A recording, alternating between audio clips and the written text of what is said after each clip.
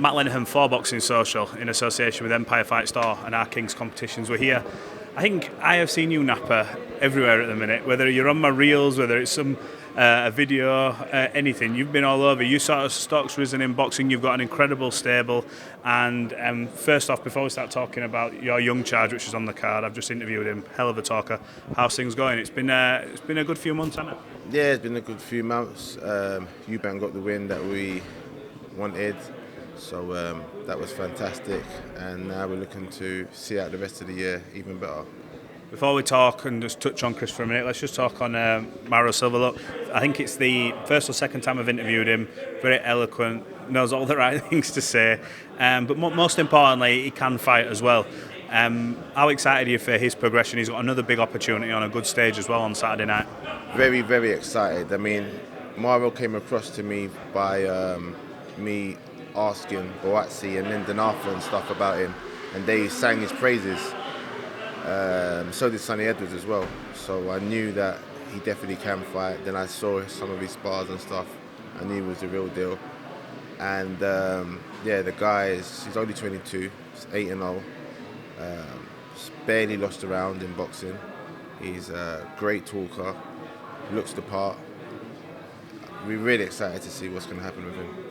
You've obviously, everyone, I suppose, links you always with Chris, but Chris is at a certain point in his career now, and it's a different kind of management. He's already in the big fights, and you're now guiding a young man's career who wants to get there, wants to break through them doors. How much more of a challenge is it now initially to do that with him? It's at a different end of the spectrum, isn't it? Yeah, it's a challenge, but, I love the game, I love the sport. After this, we're eyeing a Central Area title, and then probably move on to a World Youth title. Then you're English, and then you start moving up and from there. So we've got a roadmap that we've penciled out, and now it's just to execute it. In the aftermath, let's come on to Chris then just a little bit. Then in the aftermath of Eubank Ben, immediately everyone's saying we want to see this rematch, we want to do this, that, and the other. We hear it's contracted for September. Is there anything that can change that? Do you think that fight definitely still happens? Everything obviously surrounding the weights, as if everything stays the same apparently. What can you tell us? Is that a definite that's happening in September? Yeah, it's the fight we want. It's the fight Chris said he wants. So we just have to have the negotiations with them and sort it out. But yeah, we haven't looked at anything else. Landy Lara's, some of his guys reached out to me recently about fighting, but it's not anything we're interested in. We were at first. We was thinking Lara or Ben, but now it was too big of an event. It was a fantastic fight. Ben turned up and put up a great fight. So yeah, we want to run it back.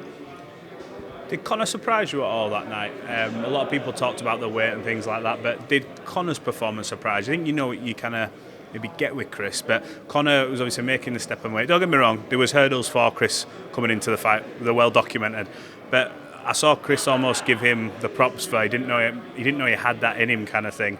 Were you surprised? I didn't know he would be as fit for as long as he was. I did sort of think he'll come out fast and try and take Chris' heads off and stuff like that, but then I thought it would fade, just because I'd seen him fade in his fights previously with Dobson and the Mexican guy. But yeah, he did well. But listen, it was a massive occasion. Maybe that was the best camp he's ever done. That's the best sparring. He was going on and on about all the things he was doing in sparring. So, you turn up for them type of fights. When you're fighting Dobson or something else, maybe you weren't motivated. So, yeah. Let me ask you. I spoke to Frank Warren Monday. We're talking the usual sort of fights, etc. He said a few weeks ago, apparently he was in talks with Billy Joe Saunders about a comeback, and he sort of earmarked that Eubank fight as one. With obviously the altercation you and Billy had, but is that a fight that Chris would still be on his radar? Because he almost sees that, I think, when I look at him, he's like, that's a personal fight for him. Not just because of the result, but just because he's almost disdain for Billy. Is that a fight that's still on the table? It's got a huge narrative behind it, makes tons of money for both. Yeah. But you look at that and go, we can run that. 100%. 100% that's a fight we want. I really hope it happens. I hope that Billy gets into the gym and gets himself in good nick so we can make that fight one day, for sure. Was that your first sort of meeting of Billy Joe Saunders that night when he tried getting into the change room? Or have you previously had it? 'Cause I looked at that and thought it's almost not a familiarity, but he went straight for you kind of thing. I saw him the week before. Yeah, so I'm trying to say that, like, Yeah. listen, look, what he did was, at the end of it now, it's like a month later, it was good for the show. You know, so many people asked me about it and whatnot. So in the end, it helped uplift the show. Some people said back at home, Senior turned up and everyone was going crazy, and then there was the drama with the changing room with Billy Joe. So it added to the spectacle of the event. So in every situation, you've got to look at what's the bright side of it. And for me now, I'm just thinking to myself, well, you know what he did, even though it was a whatever type of move, it added to the event. So. Were you taken back? Were you surprised at almost how brazen it was? Because I remember the day before or two there were talks about that happening, and I was like, listen, it's a little spanner in the works. And I was in the area just before he went, and I turned down and I can see him going. I'm like, oh wow, it's not a joke. He's actually here. Did it take you aback a bit? Like, fuck, is he kidding? No, nothing Billy Joe will do would take me aback. I knew he would turn up. That's why I was dressed like I was going to the gym. That's why he probably was calling me security. I thought to myself, I'm not going to come with a chain on or a big watch or Louis Vuitton T-shirts and whatnot, because I have a feeling this guy might try to come, get into the changing room and disturb the event, and there was no way I was going to allow it to happen. I suppose in them sort of situations, it's all about being, I suppose, professional from your side. You know, Chris has got the fight of his life on and what it meant to him. Does he still have aspirations of being world champion? I'm not asking you to speak for him, but are these maybe conversations you have in the background to say, look, Conor Benn fights about legacy, this, that and the other.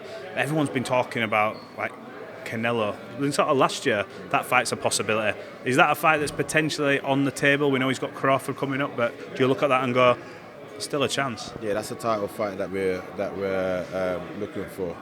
But yeah, first thing first, deal with Conor Benn. He's got the Crawford fight, which is not an easy fight at all. And then after that, we'll look to that. Who do you think wins that fight? I don't know. You give Terence a good chance in that fight, moving up in weight, because he's talent, isn't it?